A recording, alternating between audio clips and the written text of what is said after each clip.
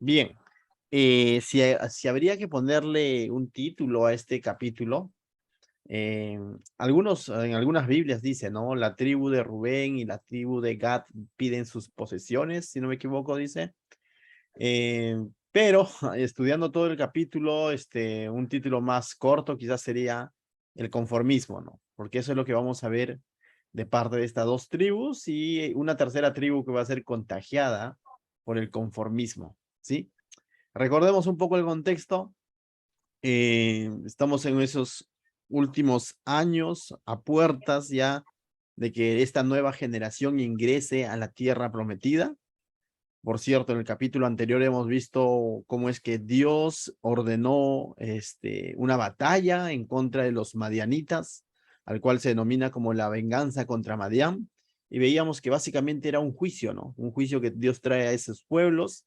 Y esta es una muestra de lo que Dios va a hacer a través del ministerio de Josué cuando ellos ingresen a la tierra prometida. Va a estar poblada esa tierra prometida y va a desatar una serie de batallas, pero estas batallas no es tanto porque estos pueblos sean enemigos de Israel, sino porque estos pueblos son enemigos de Dios y así es como Él los ve. Y lo que Dios está haciendo es traer juicio a estos pueblos, ¿no? Entonces, vimos una victoria contundente entonces contra los madianitas y previo a eso también capítulos veintitantos, hemos visto que se ha desatado una serie de batallas con otros pueblos, como los moabitas, por ejemplo, y cómo es que también el pueblo de Israel ha salido victorioso, ¿no?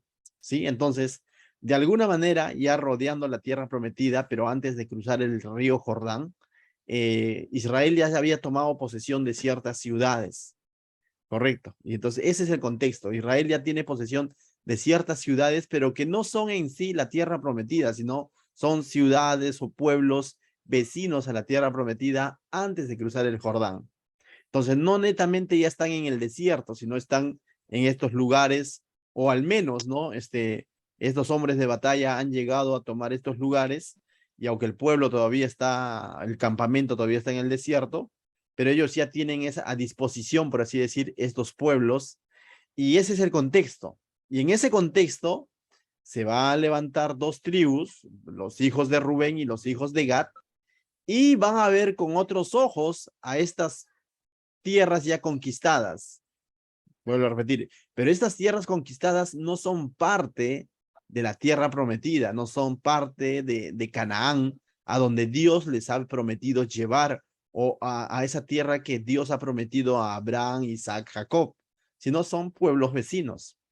Pero ellos estando a puertas de entrar a la tierra prometida, ven con otros ojos estas tierras que de alguna manera están cerca a la tierra prometida, pero no son la tierra prometida. Y ese es el contexto.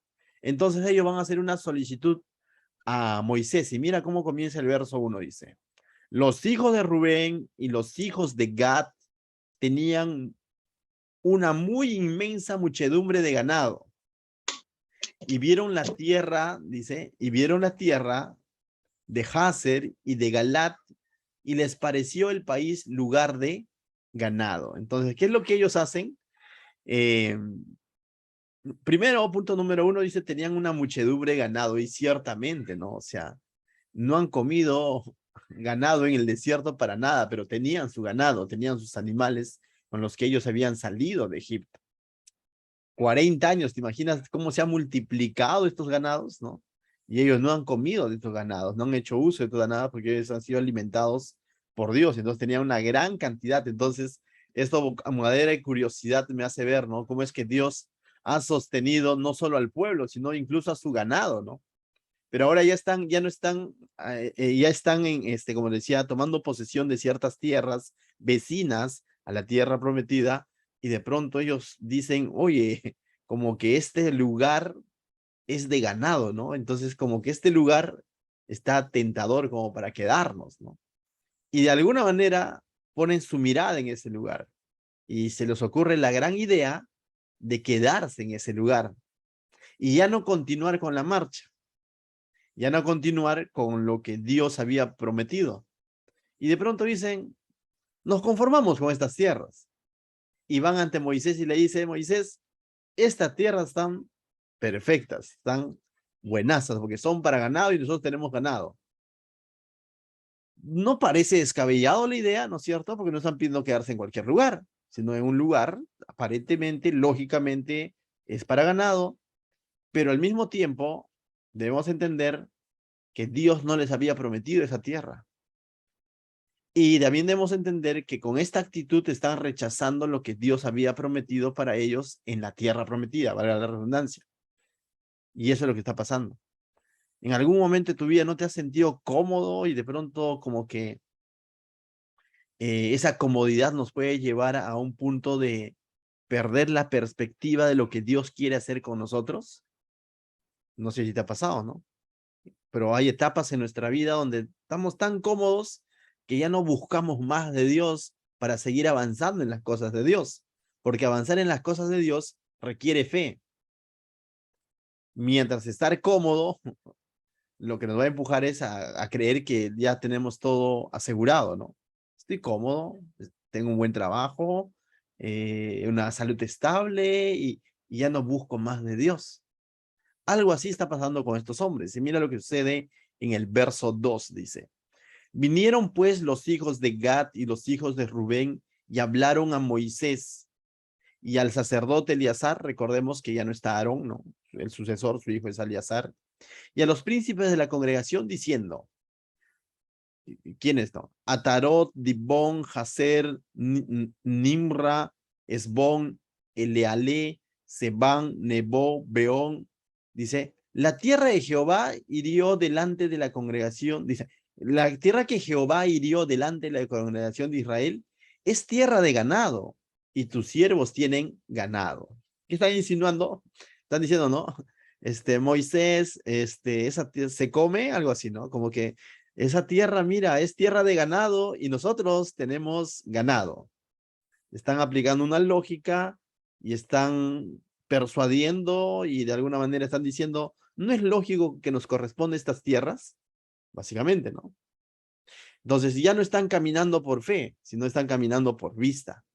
Vuelvo a recordar, porque ¿por qué tendrían que caminar por fe? Porque en todo momento el Egipto ha sido llamado, digo, Israel ha sido llamado a caminar por fe. ¿En fe en qué? En lo que Dios estaba prometiendo, de que les iba a sacar de Egipto para llevarlos en pos de él y juntamente con él entrar a la tierra prometida. ¿Ha demorado eso? Sí, pero justamente ha demorado a causa de la incredulidad del pueblo, porque pudo haber sido en cuestión de meses, pero a causa de la incredulidad de esos 10 espías, eso se ha prolongado a 40 años. Pero la promesa sigue en pie. Ahora está la nueva generación, se ha hecho un nuevo censo, ya están a puertas de la tierra prometida. Dios les ha dado una muestra de victoria para que ellos puedan ver, y mismo Moisés también antes de partir pueda ver cómo es que Dios es un Dios de victoria. Y como dice, ¿no? Han derrotado a esos pueblos, pero esos pueblos no son parte de la tierra prometida o de la tierra que Dios tenía preparado para ellos. Pero ellos deciden poner su mirada sobre este lugar. Entonces, vuelvo a repetir, hay situaciones en nuestra vida, en diferentes áreas de nuestra vida, que de pronto se presentan como buenas oportunidades. Y una de las preguntas que debemos de hacer a esas buenas oportunidades es que si eso viene de parte de Dios o simplemente es algo que me quiere distraer de lo que Dios quiere hacer en mi vida o de los planes que Dios tiene para mi vida. ¿Me puede entender? Porque esas buenas oportunidades aparentemente me pueden traer, lógicamente me pueden traer cierta comodidad y yo puedo quedarme diciendo, oye, pero no está mal, ¿no? Justo estaba orando por economía y se me presentó este trabajo. Voy a dejar el pastorado. ¿Te imaginas? Cosas similares, ¿no? O sea, situaciones que se pueden presentar. Cuán importante es someter esto a Dios, ¿no? Y filtrar si esto va de acuerdo al plan que tiene Dios en mi vida, para mi familia, para mi ministerio. Entonces, tengamos cuidado con estas aparentes oportunidades que se pueden presentar, tentadoras, pero no necesariamente vienen de Dios. Y los digo, no vienen de Dios por lo que más adelante vamos a ver, ¿no? Entonces, recuerda, aunque las cosas puedan ir bien en cierta etapa de tu vida, recuerda sobre todo, pero los planes de Dios son mucho mejores, ¿sí? Aunque las cosas puedan ir bien en ciertas etapas de nuestra vida, recuerda siempre, los planes de Dios son mucho mejores todavía. Entonces dice, y recuerda también, ¿no? Que somos llamados a vivir por fe. Entonces, decía alguien, ¿no? Cuando te sientas cómodo o cuando sientas que todo va bien, ten mayor cuidado. No con el sentido de que probablemente te viene algo difícil, ¿no? Sino ten mayor cuidado de no autoconfiarte y creer que ya llegaste a la cima y que ya eso es lo que Dios quería y así va a ser. Porque Dios constantemente va a estar trabajando en nuestra fe. Y trabajar en nuestra fe significa que son etapas que tenemos que ir tomándolas con fe. Es como, no sé si alguna vez, bueno, yo he visto, ¿no? Nunca he ido a un circo al menos de esa categoría, ¿no? Donde los famosos trapecistas se están colgando de un trapecio, valga la redundancia, ¿no? Y están ahí colgándose y de pronto hay un momento en el que se tienen que soltar para coger el siguiente trapecio, ¿no? ¿No se han visto eso? Sí. Se están colgando y se tiene, entonces, pero hay algo que tienen que hacer, soltar esa seguridad que ellos tienen para coger el siguiente trapecio. Muchas veces sucede eso en nuestra vida con las cosas del Señor, que hay situaciones que vamos a tener que soltar ciertas comodidades, justamente eso se llama pasos de fe, ¿no? Para pasar a otra etapa que Dios nos quiere hacer vivir, ¿no? Pero si nosotros nos aferramos a eso, nunca voy a dar esos saltos o esos pasos de fe, en todo sentido, como familia, como trabajadores, como iglesia, como ministerio, ¿no? Entonces debemos aprender. El Jordán, de alguna manera, para ellos es como ese trapecio, ¿no? Ellos están entre, si cruzamos, vamos a tener que pelear de nuevo, batallas nuevamente, está poblado, hay un antecedente de 10 espías que años atrás habían dicho que allá hay gigantes, pero acá ya lo tenemos listo, ¿no? Estas tierras ya hemos vencido y hay pasto para nuestro ganado. Ah, nos quedamos aquí. Y inconscientemente o conscientemente están menospreciando la promesa de Dios y ya no están viviendo por fe. Muchas veces puede pasar eso también en nuestra vida. Amén. Tengamos cuidado entonces con mayor razón cuando de pronto sentimos cierta comodidad. Verso 5 dice, por tanto, mira, dijeron, si hallamos gracia a tus ojos, le dicen a Moisés, dese esa tierra a tus siervos en heredad y no, dice, y no nos hagas pasar el Jordán, ¿te das cuenta? Está diciendo, ya no queremos lo que Dios ha prometido, queremos estas tierras.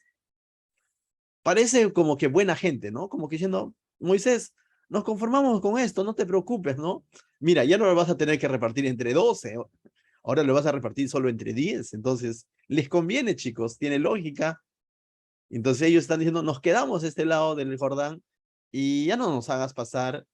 Y a eso es lo que yo te decía, ya no están viviendo por fe.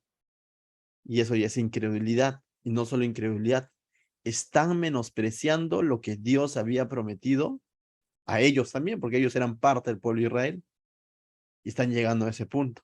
Simplemente por ver las cosas con los ojos y no con una fe puesta en lo que Dios había dicho. Finalmente, así como esas tierras que ellos habían vencido o que Dios había vencido a través de su pueblo, ¿acaso no iban a vencer también estando allá pasando el Jordán? Si es el mismo Dios que los va a llevar. ¿Cuál es el problema, no?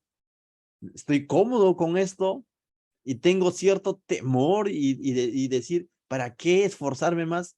Si ese mismo Dios que me ha permitido llegar hasta este punto, ese mismo Dios me va a permitir seguir avanzando y en todo sentido.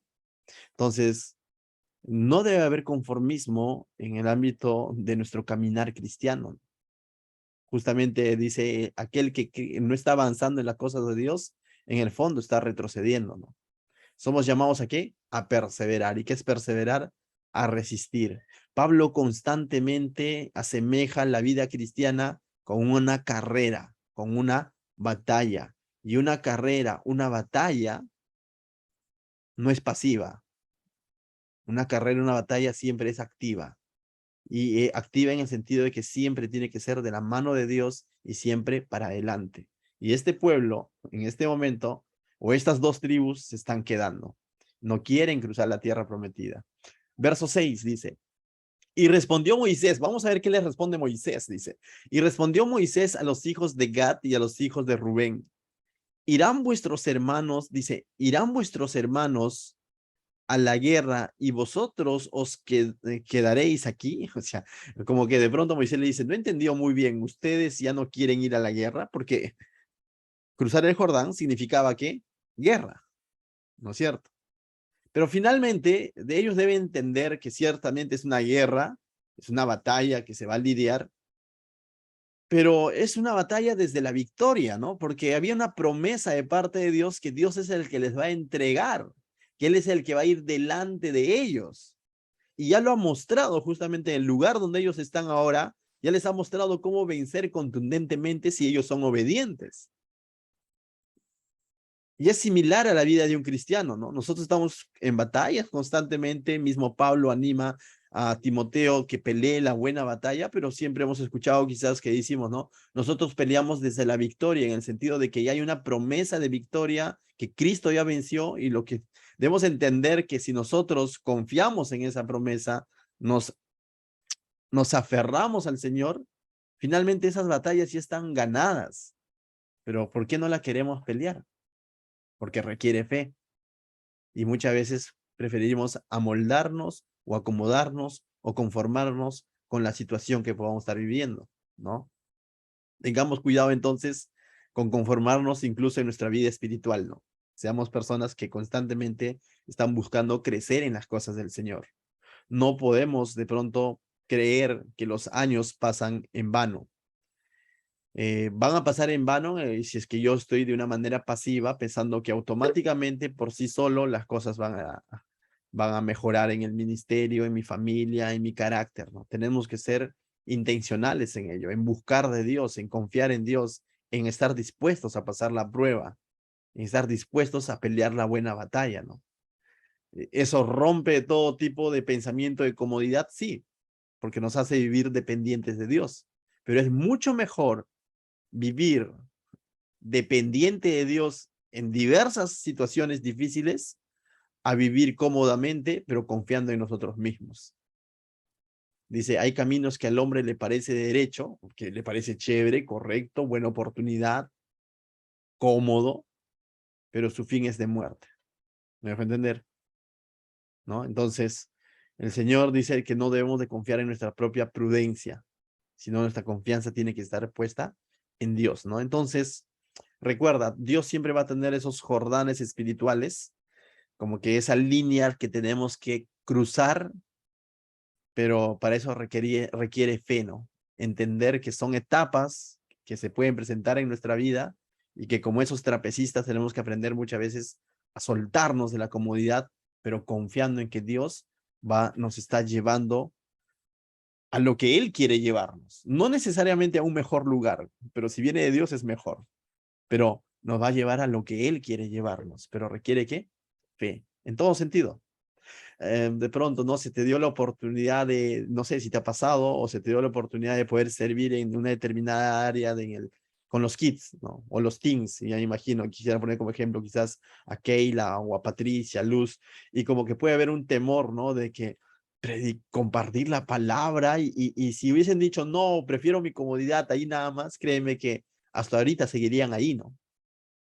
Pero de alguna manera estuvieron dispuestos a soltar esa comodidad y atreverse a enseñar a los niños, ¿no? Y ahora pueden ver cómo es que Dios es fiel y los está usando, ¿no? Y así, eso por poner un ejemplo, ¿no? Entonces, el aprender a soltarnos de ciertas comodidades. Dios siempre va a ir poniendo retos en nuestro camino para justamente para que nuestra fe sea probada, ¿correcto? Estas personas en su fe están saliendo desaprobadas. ¿Cómo vas a salir tú? Tú tienes la respuesta, ¿no? O sea, ¿vas a confiar o simplemente te vas a moldar a tu comodidad? 7. Dice, y mira, Moisés como que les devuelve, les responde con una pregunta, ¿no? O sea, ¿ustedes no quieren ir a la guerra? O sea, sus hermanos iban a ir y ustedes no. Y Moisés, en otras palabras, le está diciendo, el pueblo va a ir sí o sí. O sea, no es que de pronto, ¿sabes qué? Quedémonos todos. Pero también al mismo tiempo Moisés advierte que esto es un peligro. Verso 7 dice, ¿y por qué desanimáis a los hijos de Israel para que no pasen a la tierra que les ha dado Jehová? ¿Te das cuenta? Esta actitud de incredulidad, de comodidad, de decir, nosotros nos quedamos aquí, debemos recordar que también es contagiosa. Y por ahí viene otra responsabilidad como cristianos, ¿no? A veces dicen, no, pero es mi vida, yo soy así y me conformo. Sí, pero también recuerda, uno, de que ya está mal porque no estás confiando en lo que Dios quiere hacer en tu vida, en lo que Dios tiene trazado para tu vida, y te estás conformando quizás simplemente sin querer dar ese paso de fe. Punto número uno. Viendo desde el punto de vista de siervos también. Pero el punto número dos es de que esa actitud va a ser contagioso, va a desanimar a alguien más, va a contagiar a alguien más a que diga, pero si él también no quiere, y también si él también ah, no confía en Dios plenamente, entonces yo también no. Si el hermanito siendo líder, o la hermanita siendo líder, siendo maestra, o siendo, no sé, servidor en la iglesia, de pronto anda, se desanima y se conforma con lo suyo, entonces, ¿qué esperamos de los demás hermanos de la iglesia? Moisés advierte algo similar, dice, ¿no? ¿Por qué desanimáis a los hijos de Israel? Dice, para que no pasen a la tierra que les ha dado Jehová. Recuerda algo, el desánimo es contagioso, es contagioso. Y debemos recordar algo, siempre, vamos, primero, que la Biblia nos ha llamado a animar, no a desanimar. Y animar y no desanimar no solamente se refiere con nuestras palabras, hey, te animo, sino con nuestra vida, con nuestra vida de fe, con nuestra manera de ser, con nuestra manera de ver las cosas. Bien, ¿estamos animando a los demás o estamos desanimando a los demás? Con nuestras decisiones. Quizás tú dices, pero bueno, yo no puedo pensar por ellos. Cierto, pero tenemos responsabilidad para con Dios. Bien, ¿estamos animando a los demás o estamos desanimando, desalentando a alguien más? Porque alguien más nos está viendo, creyente quizás recién convertido, o persona que recién está viniendo a la iglesia, está viendo de qué manera nosotros tomamos la vida o el cristianismo. Y si nos ven con esos espíritus de conformismo y de no querer vivir por fe y dar pasos de fe, también se van a desanimar. Y justo Moisés aquí advierte un peligro, ¿no? Le dice, ¿por qué desanimáis a los hijos de Israel para que no pasen a la tierra? Dice que Dios les ha prometido, ¿no? Y ahora Moisés les va a recordar un poco que ellos están pretendiendo, tercer punto, primer punto, está mal, es incredulidad. Segundo punto, es de mal testimonio. Y tercer punto, les va a decir, ustedes están queriendo repetir la historia de sus padres. Y cuando le dice la historia de sus padres, los va a remontar a ese punto donde Dios justamente les dijo, van a dar 40 años, o durante 40 años van a estar dando vueltas en el desierto. ¿A causa de qué? De una incredulidad similar, ¿no? ¿Se acuerdan de los 10 espías o los 2 espías que fueron enviados, 10 regresaron con un espíritu similar, ¿no? Con un pensamiento similar. ¿Para qué vamos a cruzar? Incredulidad, ¿no? Menosprecio a lo que Dios había prometido. Incredulidad a lo que Dios había prometido. Entonces Moisés les va a recordar un poco eso. En otras palabras, Moisés les va a decir, ustedes se están comportando como ellos. ¿Correcto? Mira, dice, ¿no? 8. Así hicieron vuestros padres cuando los envié desde Cades, Barnea, para que viesen la tierra. Lógicamente no envió a todos, envió a 12, ¿no? Subieron hasta la torre de Escol y después que vieron la tierra, desalentaron a los hijos de Israel para que no viniesen a la tierra que Jehová les había dado. Estos 10 espías, ¿qué hicieron? Influenciaron sobre el pueblo, desalentaron al pueblo. Y justamente le está diciendo Moisés, ustedes están pretendiendo hacer lo mismo, desanimar al pueblo con esa actitud. Entonces te decía, todos de alguna manera animamos o desanimamos con nuestra manera de ver las cosas en el Señor. Cuando las personas ven que eres una persona de fe, que confía en el Señor, que siempre está ahí dispuesto a dar esos pasos de fe en diferentes áreas de tu vida, créeme que hay muchos que también se van a animar y van a decir, si Dios ha sido fiel con él, ¿cómo no va a ser fiel también conmigo? Pero si nos ven nosotros con conformismo, con falta de fe, con inseguridades, también vamos a contagiar eso a los que nos están viendo. Inseguridad, conformismo. Verso 10 dice, ah, y la ira de Jehová se encendió entonces. Moisés está narrando lo que sucedió, ¿no? Años atrás. Dice, y juró diciendo, no verán los varones que subieron de Egipto de 20 años arriba la tierra que prometí con juramento a Abraham, Isaac, Jacob, por cuanto no fueron perfectos en pos de mí. Y eso es lo que dijo Dios, ¿no? O sea, por cuanto no creyeron. Pero aquí dice perfectos, pastores. Entonces, eso se ha malinterpretado muchas veces. Se cree que dice, tenían que ser perfectos para cruzar a la tierra prometida. No, no confundamos, no dice que tenían que ser perfectos nada más, sino dice que tenían que ser perfectos en pos de mí, que es distinto. En pos de mí es decir, tenían que ser perfectos, maduros en cuanto a su dependencia de Dios, en cuanto a su fe, en cuanto a su confianza en Dios. En eso debían de ser perfectos, en el sentido maduros. No está hablando a perfección en el sentido de que tenían que ser intachables. O sea, y lo mismo se asemeja también, ¿no? Uno dice, oye, entonces, para irnos al cielo tenemos que ser perfectos. No, tenemos que ser maduros en cuanto a nuestra manera de seguir a Cristo. Maduros en nuestra dependencia de Cristo, en nuestra confianza que tenemos en Cristo. A eso en el Nuevo Testamento se conoce como perseverar o como resistir, ¿no? En el Nuevo Testamento se conoce de esa manera, ¿no? Entonces, en ese sentido, eso es lo que de pronto nosotros también, ¿no? No sé si los que están estudiando el libro Apocalipsis dice, el que venciere, ¿no? Y hay una promesa, ¿no?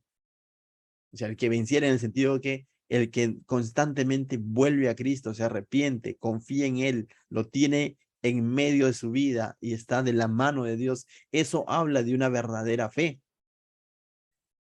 Pero recordemos que ellos no van a entrar a la tierra prometida porque de pronto cumplieron una serie de reglas. No, Dios los había sacado de Egipto para que estén en pos de Él, para que tengan una relación con Él, para que lo conozcan a Él y en ese conocer a Él, ellos puedan confiar en Él y así puedan entrar a la tierra prometida. Esta generación no confió, no fue perfecto en pos de Dios y simplemente no perseveró, sino que la incredulidad los ganó y de pronto no entró toda una generación, ¿correcto?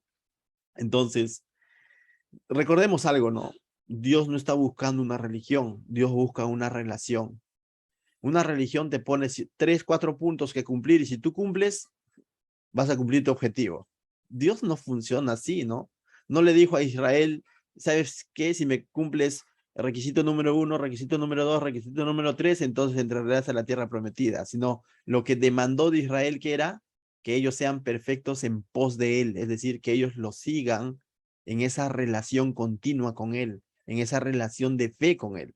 Lo mismo hace el Señor con nosotros. No nos ha dicho, si tú cumples punto número 1, punto número 2, punto número 3, entrarás al cielo. No, el cielo es para los que han confiado en el Señor y para los que tienen una vida, una comunión, una relación permanente, real con Cristo. Ese es un verdadero cristiano, no el que cumple una serie de reglas, porque eso es fácil.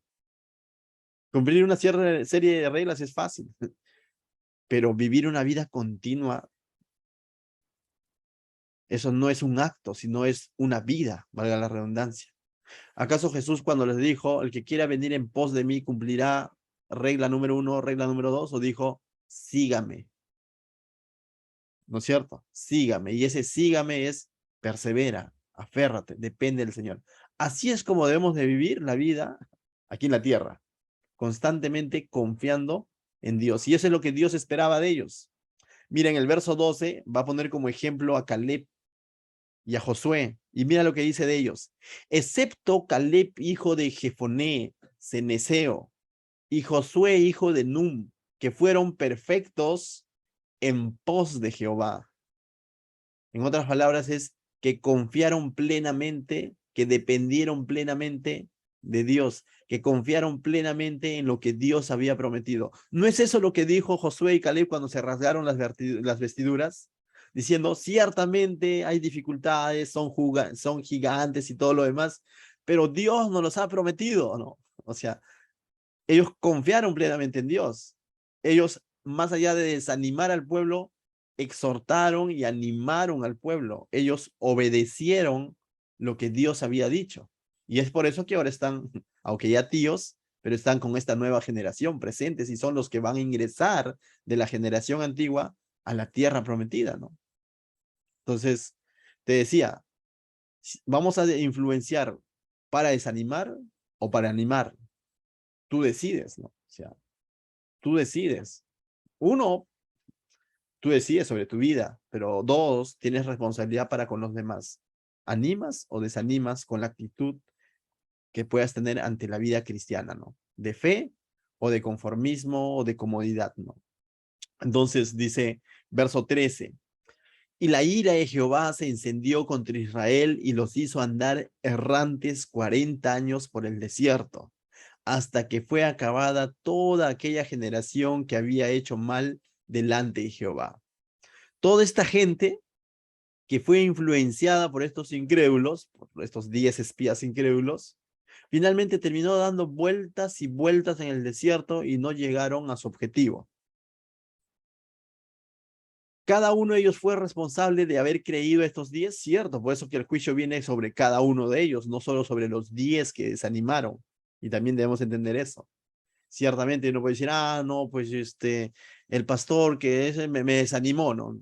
Yo soy responsable, si ya conozco la palabra de Dios, de que de quién debo depender no es del pastor, sino de quién, de Dios, y que mi fe tiene que estar puesta en Dios.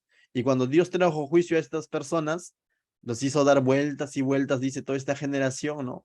¿A causa de qué? De su incredulidad, porque no habían confiado en Dios. Entonces, su propia incredulidad los condenó a no entrar a la tierra prometida. Pero es más triste que los de ahora, esta nueva generación de la tribu de Rubén y de Gad, ya habiendo conocido toda esa historia que Moisés les está recordando, y ya estando a puertas de la tierra prometida, y ya habiendo visto la victoria que Dios ha tenido con diferentes pueblos semanas atrás, victorias contundentes, ellos se conformen y digan, estas tierras como que nos parece bien, nosotros nos quedamos aquí. Ya no queremos cruzar, no queremos ir a la batalla. Entonces Moisés los está exhortando a que cambien esa actitud, ¿no? Verso 15, mira. La pregunta es si cambiarán. Creo yo que a medias. Bien, verso 15 dice, si os volviereis en pos de él, y ahora Moisés hace la exhortación, ¿no? Les está diciendo, haz lo mismo que Josué y Moisés. Depende plenamente de Dios, confía en Dios, obedece a Dios. Entonces dice, si os volviereis en pos de él volverá otra vez a dejaros en el desierto, dice, y destruiréis a todo este pueblo. Entonces lo que le está diciendo, ¿saben qué, chicos? Vuelvan a Dios, o sea, no se queden en estas tierras, vayamos al desierto, Dios los va a llevar al desierto para luego entrar a destruir. Y tú dices, a destruir, pero hemos entendido clase anterior o el capítulo anterior, que es un destruir en el sentido de que Dios está trayendo juicio a esos pueblos, ¿no? No es que ellos están invadiendo por invadir, sino que Dios se había anticipado que iba a traer juicio a estos pueblos porque su maldad iba a llegar hasta el colmo, ¿no? Entonces, la pregunta es, ¿qué van a decidir ellos? Dios los está llamando a esta nueva generación, no los, a través de Moisés, a que se envuelvan en pos de él. Y eso es lo que Dios hace constantemente también con nosotros. Constantemente nos llama a que volvamos en pos de él, que dependamos plenamente de él. Si de pronto creo que estoy cómodo y creo que, bueno, cuando las cosas iban mal, como que necesitaba orar todos los días, cuando las cosas iban mal, como que necesitaba leer mi Biblia, cuando las cosas estaban mal, como que necesitaba congregarme, pero ahora como ya me está yendo bien, conseguí el trabajo que estaba buscando, o ya estoy con la salud que de pronto no me aqueja, o de pronto la economía mejoró. La pregunta es, ¿me estaré conformando a eso y no sigo buscando de Dios? Dios te dice esta noche, ven en pos de mí, no te quedes en el sillón de la comodidad, ¿no? Suéltate del trapecio y toma una nueva etapa, ¿no? Y constantemente esa debe ser la vida de un cristiano, ¿no? Entonces, cuanto más cómodo estamos, más peligroso es. Y no es que esté mal que en algún momento estemos cómodos, no hay problema, pero ten cuidado, ¿no? No te acostumbres a la comodidad, no te acostumbres a esos tiempos. Bueno, todos tenemos tiempos, temporadas buenas, ¿no? y temporadas bien difíciles, ¿no? Y de pronto en ambos eres llamado a confiar en Dios. En Filipenses, Filipenses 3, si no me equivoco, 4, Pablo justamente dice, ¿no? Que él ha aprendido a vivir en escasez y en abundancia. ¿Me entiendes? Y eso es lo que nosotros como cristianos debemos aprender a vivir. Y en ese contexto es que Pablo dice que todo lo puede en Cristo que le fortalece, en el sentido que ha aprendido a depender de Cristo en toda situación. No en el sentido de que se va a sacar un carro en el nombre de Cristo, ¿no? Porque todo lo puede en Cristo, no, sino de que ha aprendido a vivir en medio de la adversidad, pero también en medio de la comodidad. Y esa es la actitud que debemos de tener.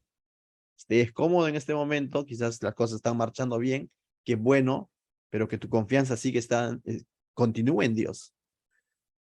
De pronto podemos conseguir un buen trabajo y de pronto mi confianza está en el trabajo. Decir, uy, con este trabajo sí la hago linda, ¿cómo no me quedo hasta los últimos días de mi vida porque me están pagando bien y ya de pronto ya no depende de Dios, sino del trabajo que me pagan bien? ¿Y qué hay si de pronto me lo quitan? ¿Recién voy a buscar de Dios? ¿O con mayor razón mi confianza tiene que continuar en el Señor? Bien, verso 16, vamos a ver cómo reaccionan.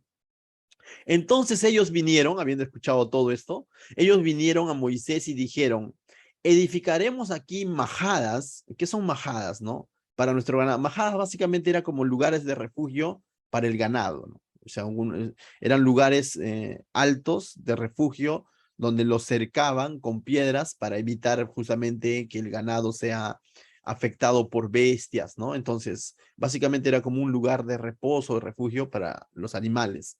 Entonces dice, entonces ellos vinieron y dijeron, edificaremos aquí, en el lugar donde estaban escogiendo, el lugar donde le habían puesto su mirada, el lugar donde ellos estaban intercambiando por lo que Dios les había prometido.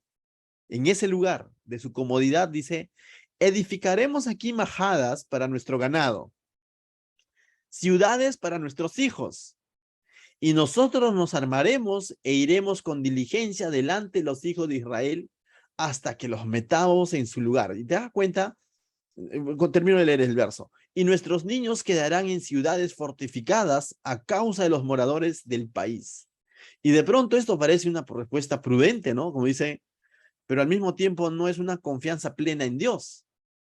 Por un lado, ellos están viendo su comodidad en ese lugar, su seguridad en ese lugar, para sus hijos, para sus ganados, y de pronto dice, bueno, voy a tener mi por si acaso, ¿ya? Lo voy a asegurar, voy a tener mi lugar de refugio, mi ciudad fortificada, pero como para que no digan que nosotros desanimamos a los demás o no quisimos ir a la guerra, vamos a ir. O sea, una parte aquí y una parte de la guerra. Estaban partidos entre su comodidad y su aparente fe. Y eso es lo que están haciendo. Finalmente no están actuando como Dios esperaba que ellos actuasen, sino ellos están poniendo sus propias condiciones. Haremos esto, pero también haremos esto. Es decir, no están confiando en Dios del todo. Es decir, como dicen, no se están metiendo a esa comunión, a esa relación, a esa dependencia de Dios, zapato y todo, sino están teniendo su propio guardado, confiando en sus propias prudencias. Eso les va a costar más adelante. Bueno, ellos están pidiendo eso y Dios les va a conceder. ¿Te acuerdas que dijeron los incrédulos de capítulos atrás que no entraron, esa generación que no entró? Ojalá muriéramos y no entráramos a ese lugar. Y ya, pues murieron, ¿no? O sea, eso pidieron, ¿no? O sea, ojalá muriéramos aquí, pero nos va a llevar allá, hay gigantes, somos como langostas. Y Dios escuchó y dijo, bueno, quieren morir, mueran, pues, ¿no? Y murieron en esos 40 años. Ellos dicen, vamos a dejar aquí nuestra familia asegurada, y así se van a quedar. Verso 18. Dice, no volveremos a nuestras casas hasta que los hijos de Israel posean cada uno de su heredad. Y todavía eso parece interesante, ¿no? Como que dice, les prometemos que les vamos a acompañar en cada una de las batallas, no vamos a volver a nuestras casas, ¿no? Y parece interesante, porque no tomaremos heredad con ellos al otro lado del Jordán ni adelante, ¿no? Entonces dicen, nosotros ya no queremos herencia al otro lado del Jordán, ¿no? Porque ya se están asegurando en ese lugar, ¿no? Pero que no era parte de la tierra prometida.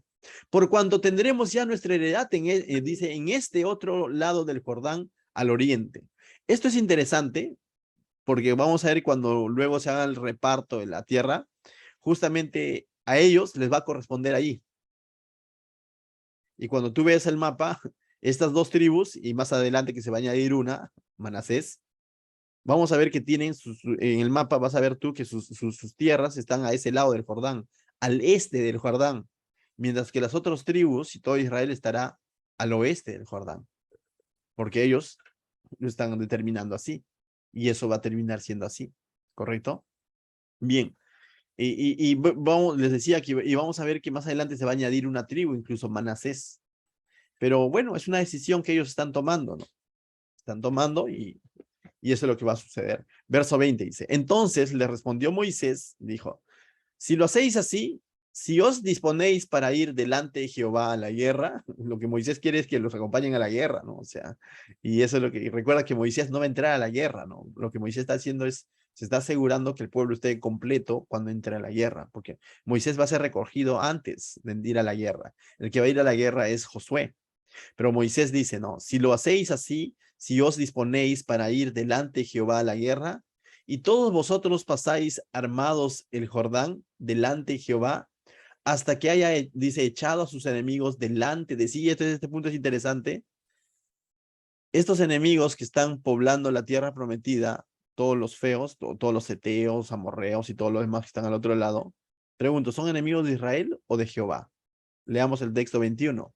Y todos vosotros pasáis armados el Jordán delante de Jehová hasta que haya echado ¿a quién? A sus enemigos de delante de sí. ¿Por qué Dios los llama sus enemigos a estos pueblos? Porque estos pueblos por más de 400 años le han dado la espalda a Dios. Han pecado contra Dios. Su maldad ha llegado, dice, hasta el colmo.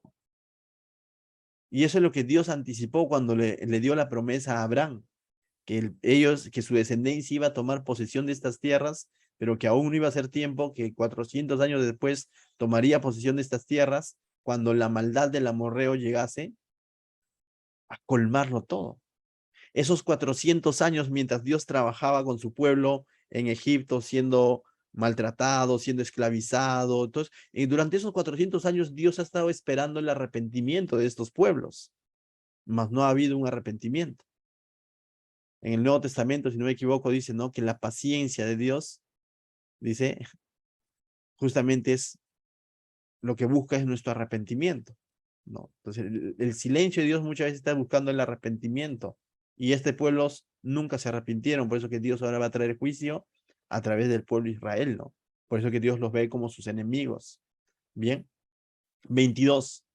Dice, y sea el país sojuzgado de delante de Jehová, luego volveréis y seréis libres de culpa para con Jehová y para con Israel, y esta tierra será vuestra heredad delante de Jehová. Entonces Moisés concede a la propuesta que le hacen llegar los de la tribu de Rubén y los de la tribu de Gad, ¿no? Dice, bueno, vayamos a la batalla, a la guerra, y luego, bueno, ustedes, si es que cumplen con su palabra, serán, por así, ¿no? Libres de culpa, ¿no? Contra Dios, pero han ido a la batalla, ¿no? Y ahora dice el verso 23, mas si así no hacéis, he aquí habréis pecado ante Jehová y sabed que vuestro pecado os alcanzará. Y aquí nos muestra algo en cuanto al pecado, ¿no? Primero, estos dos versículos 22 y 23 nos muestran que siempre va a haber consecuencias, para bien o para mal. Si obedeces, eres librado de la culpa. Si desobedeces, dice, el pecado te va a alcanzar. Y es algo que debemos recordar, que el pecado, tarde o temprano, pasa la factura, ¿no? A veces pensamos, cuando de pronto podamos estar inmersos en algún tipo de pecado, podemos pensar y decir, no va a pasar nada. Ya vengo haciendo esto hace 5 o hace meses y no me ha pasado nada. Entonces no está tan mal lo que estoy haciendo. Pero recuerda, el pecado siempre pasa la factura. Sea pecado de acción o de omisión. En este caso está relacionado a omisión. Si ellos no hicieran esto, le dice, mas si así no lo hacéis, he aquí habréis pecado ante Jehová. Sería un pecado de omisión. Hoy en día, aplicando a nosotros, un pecado de omisión, que uno podría, dice que el que sabe hacer lo bueno y no le hace, le es pecado. no leo la Biblia ya hace un mes, y no me ha pasado nada malo. No pasa nada. No me congrego ya varios meses y no me ha pasado nada. ¿Será cierto eso? O tarde o temprano el pecado o esa acción, esa desobediencia, ¿no va a pasar la factura? Va a pasar la factura. De pronto la familia se ve resquebrajada y decimos, ¿qué hice mal? Algo hiciste mal.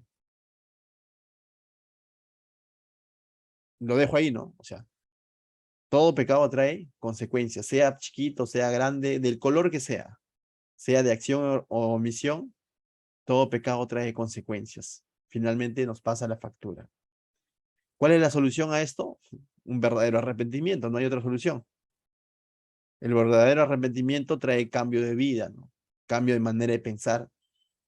Si de pronto yo identifico que no estoy congregándome, como un estilo de vida me refiero, ¿no?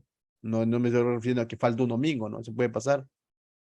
O no estoy buscando de Dios, o no estoy leyendo su palabra, o no estoy orando como un estilo de vida, créeme, tarde o temprano eso te va a pasar la factura. No como un castigo de Dios, sino como una consecuencia de que justamente estoy descuidando mi dependencia de Dios. Pero va a pasar la factura. ¿Cuál es el llamado que Dios haría o Dios está esperando? Un genuino arrepentimiento, ¿sí? Siempre le he dicho, el cristiano siempre es llamado a estar en un arrepentimiento continuo, ¿no? Aquel cristiano que diga, yo ya no tengo de qué arrepentirme, bien, o sea, ya está en el cielo o de pronto, no sé, no, o sea, ya está en el cielo probablemente, ¿no? O de pronto está más perdido, ¿no? Porque que diga, yo ya no tengo nada de qué arrepentirme, créeme, o sea, no creo que haya cristiano que piense así, ¿no? Verso 24. Entonces dice, edificaos ciudades para vuestros niños y majadas para vuestras ovejas, asegúrense todo y haced lo que ha declarado vuestra boca. Y hablaron los hijos de Gad y los hijos de Rubén a Moisés diciendo, tus siervos harán como mi señor ha mandado. Nuestros niños, nuestras mujeres, nuestros ganados y todas nuestras bestias estarán allí en las ciudades de Galat y tus siervos armados todos para la guerra pasarán delante de Jehová a la guerra de manera que mi señor dice. Entonces ellos dijeron, bien, llegaron a un acuerdo, nosotros nos quedan, nuestros hijos, nuestro ganado se queda, pero nosotros iremos a la guerra. Bien, una obediencia a medias, ¿no?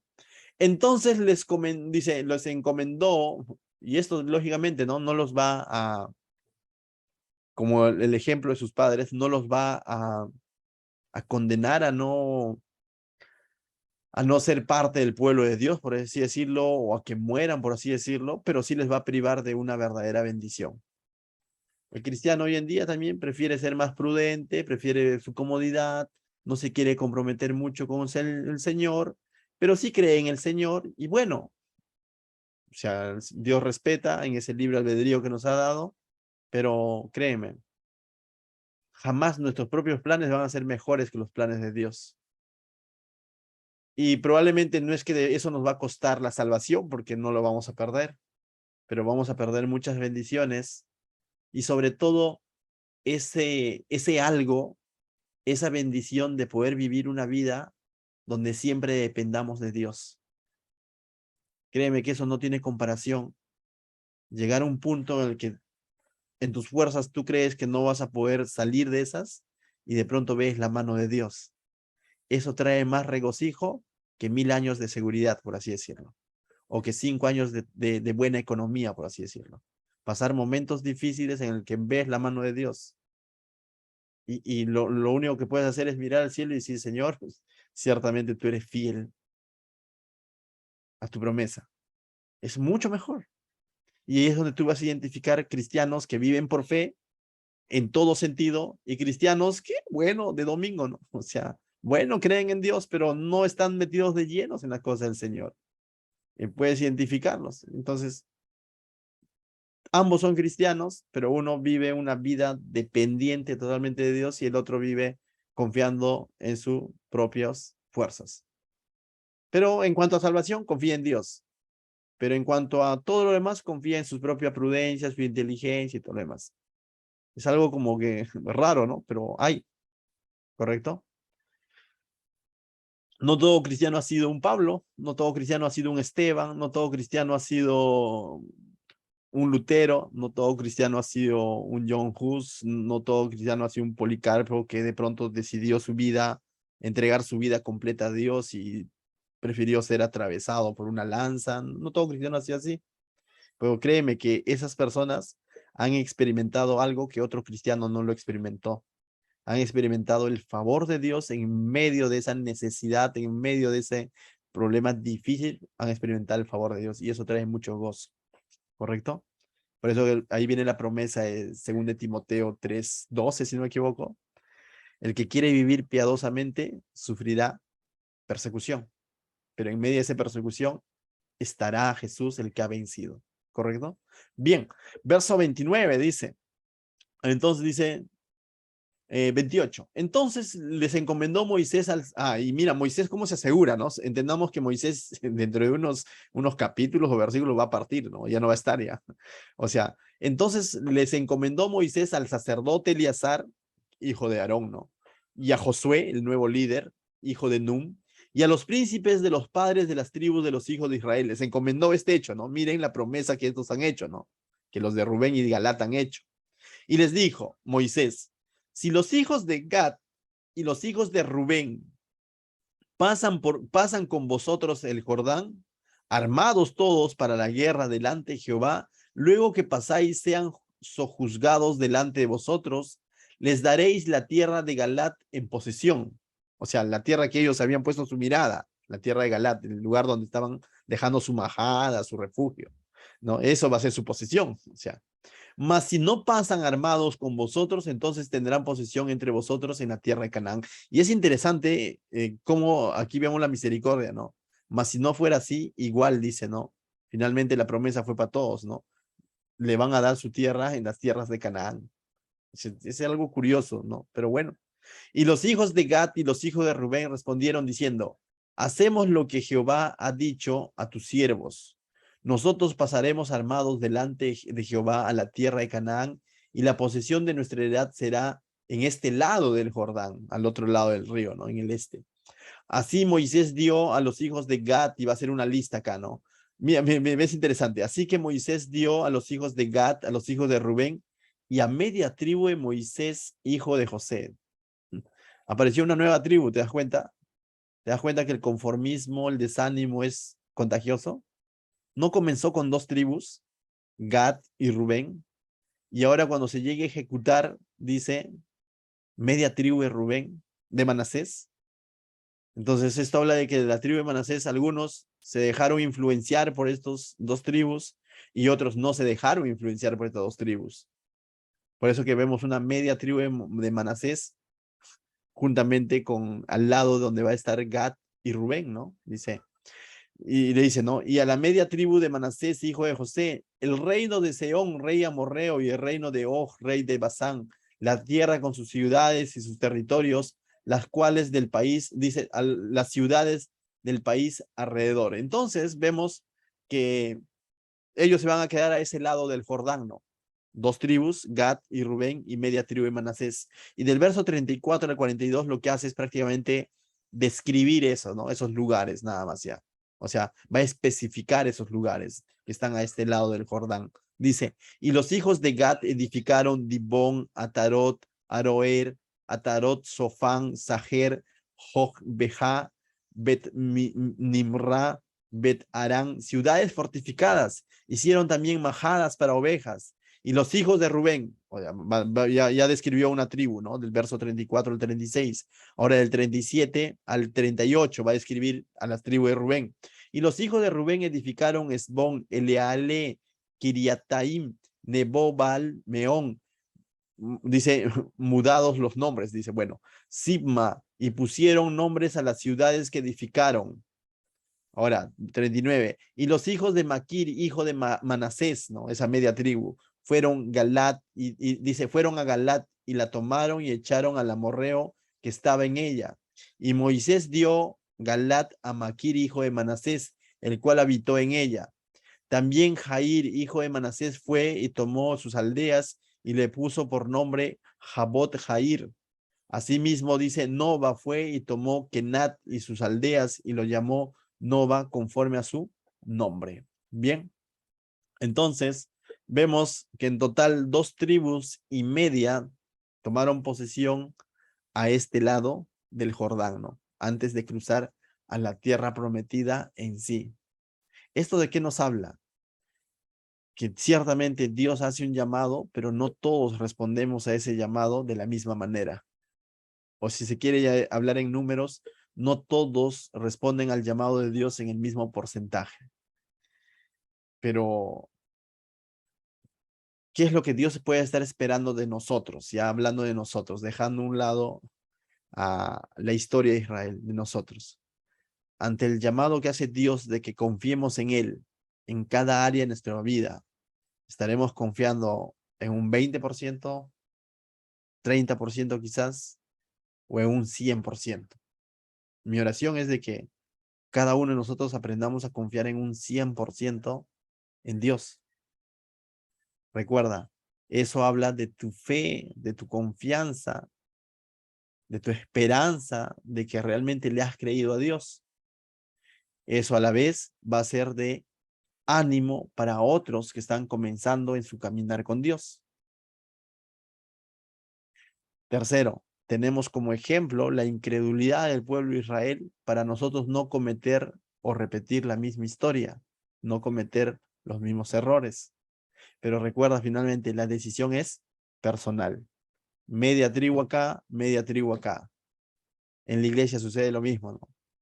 O quizás en otras proporciones, pero cierto porcentaje confiando plenamente en Dios, otro porcentaje confiando en Dios, pero con sus reservas.